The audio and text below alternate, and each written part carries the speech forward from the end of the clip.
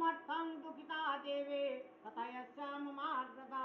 अति दुखी हो गई और मौन हो गई पार्वती पिताजी का बात सुन करके, है ना। सखी चली गई। सखियों ने पूछा, वही जमीन पर पड़कर तुम बड़ी दुखी होती हुई विलाप करने लगी, तुमको इस तप करते देखे सखी ने पास आकर कहा कि हे देवी, तुम क्यों इतनी दुखी हो, इसका कारण मुझे बताओ। तुम्हारी जो कुछ इच्छा होगा मैं पूरा करने की चेष्टा करूंगी, इसमें कोई संशय नहीं है। पार्वती बोली, मेरी जो कुछ अभिलाषा है उसे तुम प्रेम पूर्वक सुनो। मैं एकमात्र शिव जी को अपना पति बनाना चाहती हूँ, इसमें कुछ भी संशय नहीं है, किंतु मेरे पिताजी ने विष्णु को वर मान रहे हैं।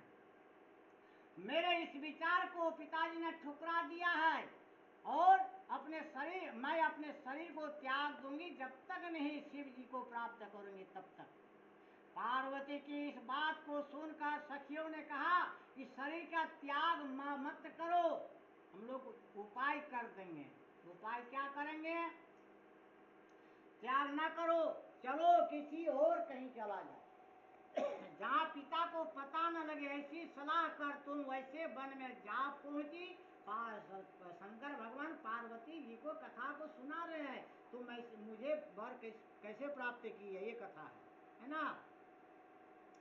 तो हे पहुंचे, उधर तुम्हारे पिता घर घर तुमने खोजने लगे, पार्वती को हरण करके सखियों ने ले गया, इसी के कारण नाम पड़ा हरितालिका तीज व्रत। हरण करके सखियों ने मैंने छुपा करके ले गए।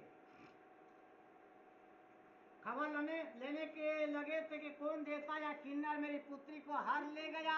उन्होंने मन ही मन कहा, मैं नारद जी के आगे प्रतिज्ञा कर चुका हूँ कि अपनी पुत्री को भगवान श्री विष्णु को दूंगा, लेकिन पुत्री है ही नहीं, पुत्री लुप्त हो गई है। ऐसा सोचते सोचते हिमवान मूर्छित हो गए।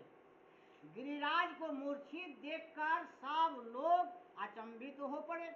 जब होश हुआ तो सब पूछने लगे कि गिरिराज, आप अपनी मूर्छा का कारण बताइए। हिमवान ने कहा, मेरे दुख का कारण सुनो। न मालूम कौन मेरी कन्या को हर के ले गया है, ऐसा नहीं हुआ तो किसी काले सांप ने भक्षण करके मार डाला होगा। बोल दे शंकर भगवान की जय।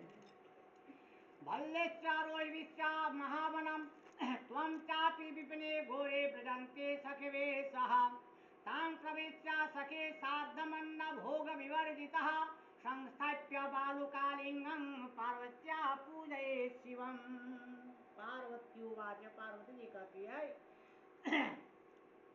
हाय हाय मेरी बेटी कहाँ गई, किसी दुष्ट ने मेरी पुत्री को मार डाला। ऐसा कहे वायु के झोंक के समान, वृक्ष के समान कांपने लगे हिमवान पर्वतराज। इसके बाद हिमवान तुम्हें वन वन खोजने लगे। वह वन भी सिंह भालू हिंसक जंतुओं से बड़ा भय रहता था। तुम भी अपनी सखियों के साथ भयानक वन में चलती चलती एक ऐसे जगह जा पहुंची जहां एक नदी का गुफा था। जब भाद्रपद शुक्ल पक्ष की हस्तयुक्त तृतीया, आज का दिन को कहता है, तिथि प्राप्त हुई, तब तुमने विधिवत पूजन किया और रात भर जागकर गीत वाद्यादि से मुझे प्रसन्न करने में बिताया।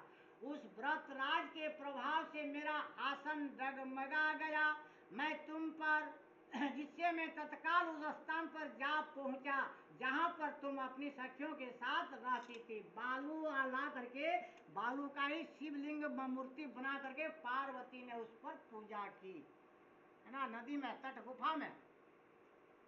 भगवान भोलेनाथ प्रसन्न हो गए और पार्वती जी के पास आकर के पहुंच गए। वहां पहुंचकर मैंने तुमसे कहा, है ना,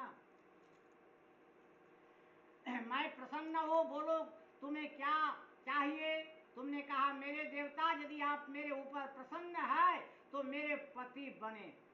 मैंने तथास्तु कहकर कैलाश पर्वत वापस आने पर तुमने वह प्रतिमा नदी में प्रवाह कर दी और सखियों के साथ महाव्रत को किया। हिमवान भी तब तक उस वन में तुम्हें खोजते हुए आ पहुंच गए। चारों दिशाओं में तुम्हारी खोज करते करते वो व्याकुल हो चुके थे, इसलिए तुम्हारे आश्रम के समीप पहुंचते ही गिर पड़े।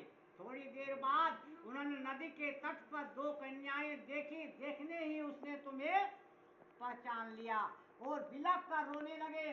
फिर पूछा, पुत्री तुम सिंह, व्याघ्र आदि जंतुओं से भरे इस वन में क्यों आप पहुंची? पार्वती बोली, हे पिताजी, मैंने पहले ही आपने शिव जी के हाथ सौंप दिया था, आपने मेरी बात टाल दी, इससे मैं यहाँ चली आई हूँ ना। मैं तुम्हारी इच्छा के विरुद्ध कुछ न करूंगा। हिमवान बोले, तुम्हें अपने साथ लेकर घर आए और मेरे साथ तुम्हारा विवाह हो गया। बोल दे शंकर पार्वती की जय। इसी से तुमने मेरा अर्धासन पाया है। तब से आज तक किसी के सामने मुझे ये व्रत प्रकट करने का अवसर नहीं प्राप्त हुआ था। आज तुम पूछी, तुझे मैंने बता दिया। शंकर बाबा बोले, मैं स्त्री जाति की भलाई के लिए उत्तम व्रत बतलाता हूँ। जो स्त्री अपने सौभाग्य की रक्षा करनी चाहती हो, वो सद्पूर्वक पहले खंबा आदि से सुशोभित एक सुंदर मंडप बनावे, उसमें रंग बिरंग के रेशमी कपड़ों से चंदवा लगाकर उसमें द्रव्यों से वह मंडप लिपवावे। फिर शंख, भेरी, मृदंग आदि बजाते हुए बहुत से लोग एकत्रित होकर के तरह तरह के उत्सव, आनंद, मंगल गीत आदि का प्रयोग करें।